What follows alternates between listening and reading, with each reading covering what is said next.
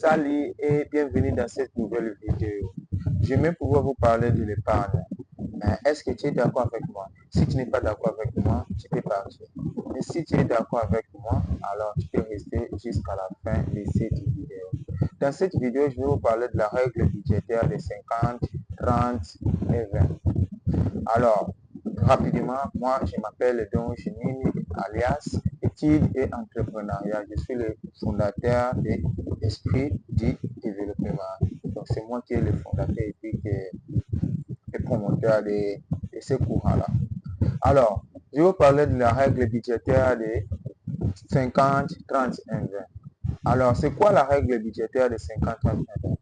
La règle budgétaire des 50, 30 et 20, c'est une méthode où plusieurs youtubeurs, plusieurs économistes ont trouvé quand même plus fascinant ou plus facile pour qu'une personne puisse commencer peut-être à être libre financièrement petit à petit, et même le fait que vous épargnez ou tout cela qui va avec.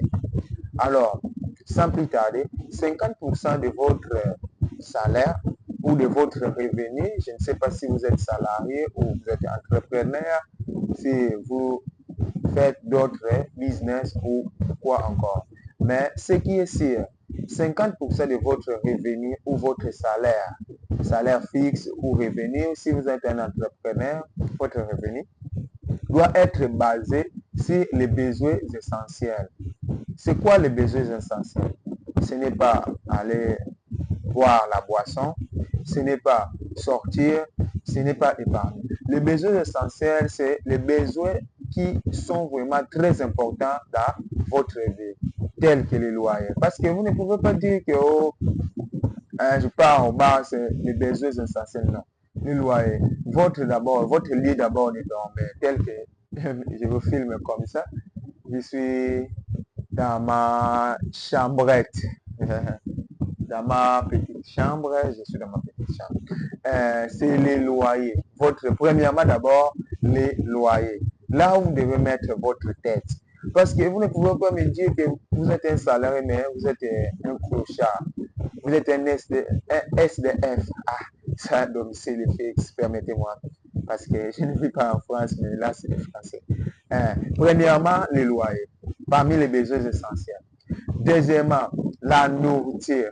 Parce que tu ne peux pas me dire que je gagne un salaire, mais tu n'es même pas en mesure d'acheter la nourriture qui doit te faire nourrir pendant un mois ou je ne sais pas, pendant 2 semaines. Si tu dois encore aller au cours ou si c'est quoi là, je ne sais pas. Alors, troisième besoin essentiel, j'aimerais pouvoir vous citer tous les besoins, mais je n'ai pas vraiment assez de temps parce que j'avais prévu que cette vidéo, ça doit faire au minimum 6 minutes. La nourriture. Là, c'est le deuxième besoin essentiel, tel que je viens de citer. Le premier besoin, c'était les loyers parce que tu dois payer le logement là où tu dors.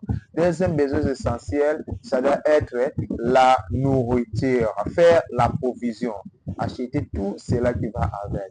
Et puis, troisième besoin essentiel, ça doit être la santé. Tu dois payer la santé, tout cela, parce que dans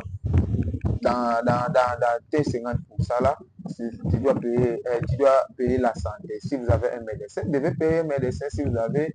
Alors, quatrième besoin essentiel, ça doit être la scolarisation et puis les transports. Je vais pouvoir me limiter d'abord par là.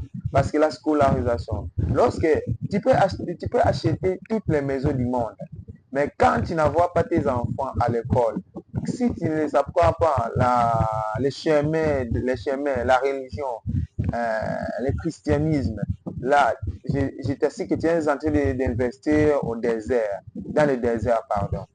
Alors, 30%, ça doit être sur l'épargne.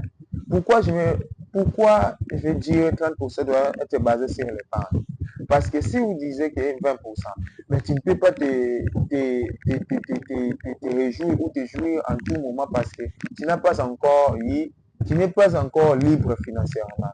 Donc, tu dois commencer d'abord par 30% sur l'épargne. Tu dois commencer à épargner. Pourquoi épargner? Pourquoi épargner? Parce que tout ce que tu es en train de s'aimer aujourd'hui, cela peut te rendre libre financièrement demain. Donc c'est pour cela que je vous ai dit 30% doit être basé sur l'épargne.